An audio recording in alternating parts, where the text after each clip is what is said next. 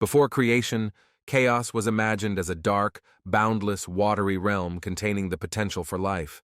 The Egyptians viewed this chaos, called Nun, as formless and endless, surrounding the world even after creation. Nun was both the father and mother of the Creator, as the Creator emerged from it. After creation, elements of this chaos, like darkness, were personified as gods known as the Ogdoad, representing the forces shaping the Creator. Amun and his counterpart Amunet were part of this group, embodying hidden power. As Amun rose in prominence, he became the unseen force behind creation. Yet, chaos, represented by the destructive serpent Apophis, always threatened to undo creation. The Creator, feeling lonely, begins creation by naming the elements of chaos. The first light or sound signals the start, and the Creator appears as the sun god, emerging from a lotus, an egg, or landing as a bird on the first land. Known as the unique one in the Nun, the Creator held the potential for all life. In Egyptian texts, like the coffin texts, the self-created god emerged alone, a rare concept for their collective culture. Once the Creator's heart became effective, they could think and feel. In Spell 76, the Creator, Atum, brings forth 8 gods by naming and separating chaos into order, pushing back the primeval waters to create space for life. The Creator's emergence to dispel the watery darkness was depicted in various ways, with no single image or story deemed sufficient. Egyptian creation myths blended traditions without a strict sequence. Creation could begin with a breath or cry, and light appeared when the Creator manifested as the sun, symbolized as an eye, child, or fiery bird. In coffin texts, Spell 75, the Creator sends out an eye to light the darkness, while another image shows a blue lotus rising from the nun with a child or ram-headed figure. Mehet Weret, symbolizing the nun's fertility, is depicted as a cow lifting the sun child with her horns. Some myths describe the sun emerging from a cosmic egg laid by a primeval bird, snake, or crocodile. The Bennu bird's first sound brought light to the nun, and the first bird landed on a mass of vegetation or the primeval mound, Tatyenin, marking the start of creation. Throughout various periods of ancient Egyptian history, different deities were associated with creation, each representing unique aspects of the universe's formation. These deities emerged from the primeval waters, Nun, a chaotic, watery abyss that predated creation. Key deities include Atum. Often identified as the first creator, Atum emerged from the Nun and initiated creation by producing gods like Shu, air, and Tefnut, moisture, representing the first dualities of the cosmos. He was said to have created these deities either through speech or a more intimate self-generation. Ra, or Ra Atum. Representing the life-giving sun, Ra was the solar aspect of creation, bringing light and order, Maat, to the universe. Ra, like Atum, is seen as self-created and closely linked with the first sunrise, dispelling the primeval darkness. Shu and Tefnut. As the offspring of Atum, Shu and Tefnut were key figures in creation, with Shu, life, separating the sky, Nut, from the earth, Geb, creating space for life to flourish. Their union produced Geb, earth, and Nut, sky, further establishing the structure of the world. Ptah. In the Memphite theology, Ptah created the world through intellectual and spoken commands, embodying the divine mind and the power of speech, Hu. He was a patron of craftsmanship, credited with forming both gods and humans through the thoughts of his heart. Khnum. Depicted as a divine potter, Khnum shaped human beings on his potter's wheel, physically forming their bodies. He was believed to create bodies for gods and humans alike, and was linked to fertility and life's physical aspect. Amun-Ra. In later periods, Amun, originally a local Theban god, merged with Ra to become Amun-Ra, symbolizing both the hidden and manifest aspects of creation. Amun represented the unseen force behind creation, while Ra symbolized its visible manifestation. Neith.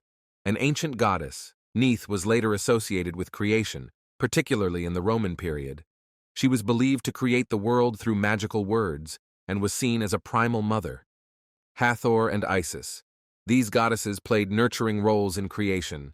Hathor, often associated with fertility and motherhood, was linked to the creative force, while Isis, renowned for her magical prowess, was described as the mistress of the word, integral to the creation process.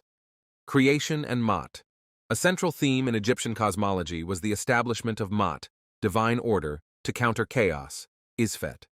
The separation of elements, male from female, earth from sky, was a crucial step in creation, leading to the formation of the gods and eventually living beings. As life emerged, the Creator differentiated themselves into millions, a process reflected in the phrase, "the one who made himself into millions." Creation, therefore, was seen as both a physical and spiritual process. Khnum crafted bodies, Amun-Ra provided the divine essence or breath of life, and Ptah brought the Creator's thoughts into reality through speech. Over time, these diverse gods and their roles were understood as different aspects of the same Creator, each contributing to the establishment of the Egyptian cosmos, divided into the divine realm, earth, and the underworld, Duat. Ancient Egyptians personified the Creator's intellectual faculties as Sia, perception, insight, and Hu, authoritative speech. Together with Heka, magic, they transformed the Creator's thoughts into reality.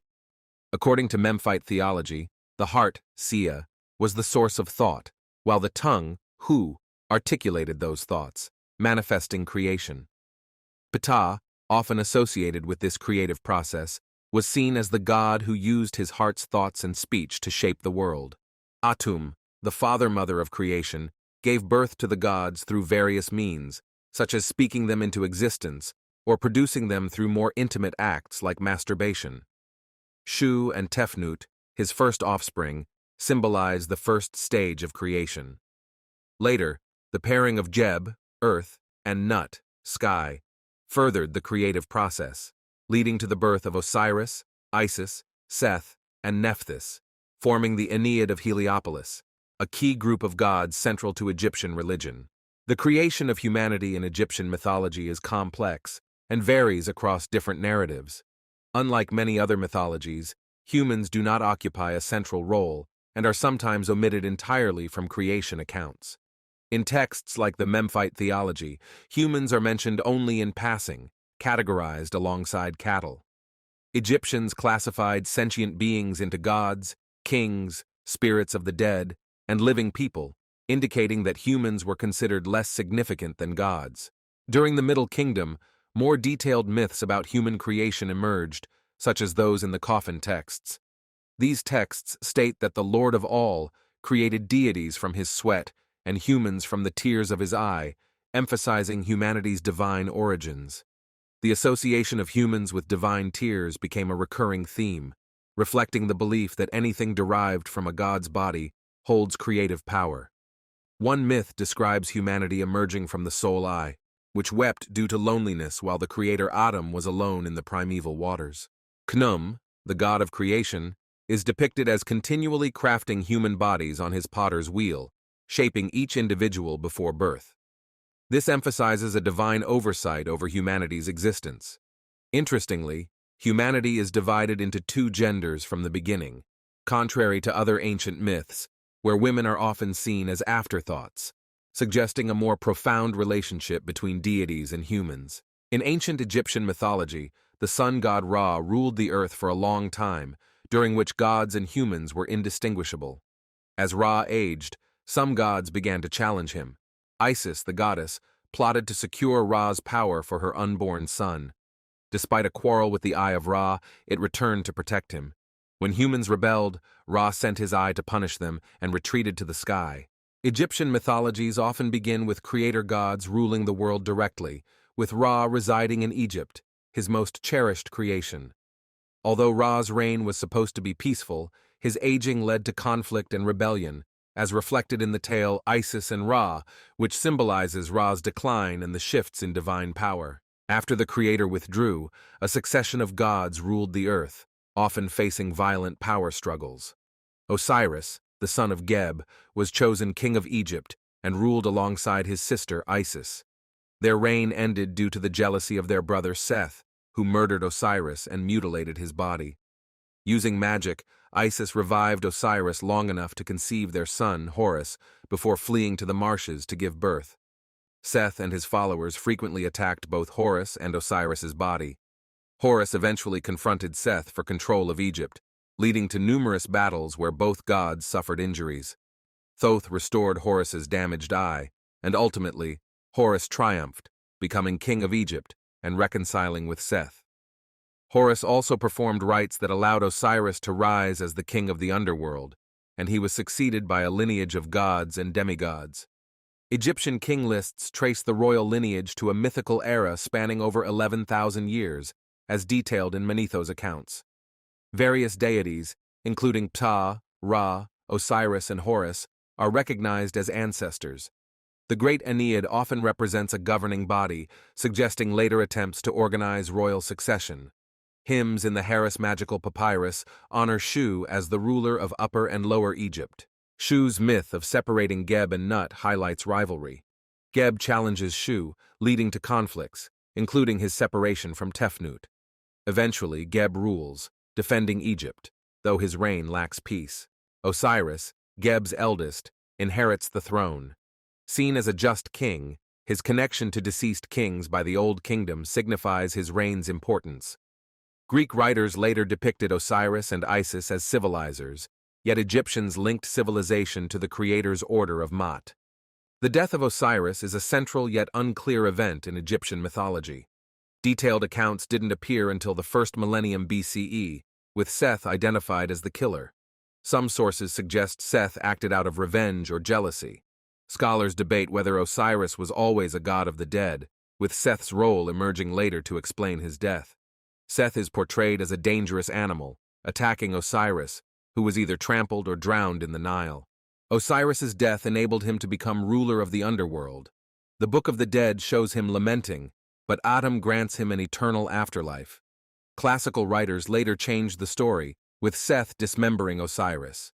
Isis, after retrieving Osiris's body, revives him and conceives Horus, solidifying her role in Egyptian funerary rites. After a 10-month pregnancy, Isis gives birth to her son, Horus, who is often distinguished as Horus, son of Isis, to differentiate him from Horus the Elder, the sky god. Horus is said to be born in the Delta, particularly in Chemis.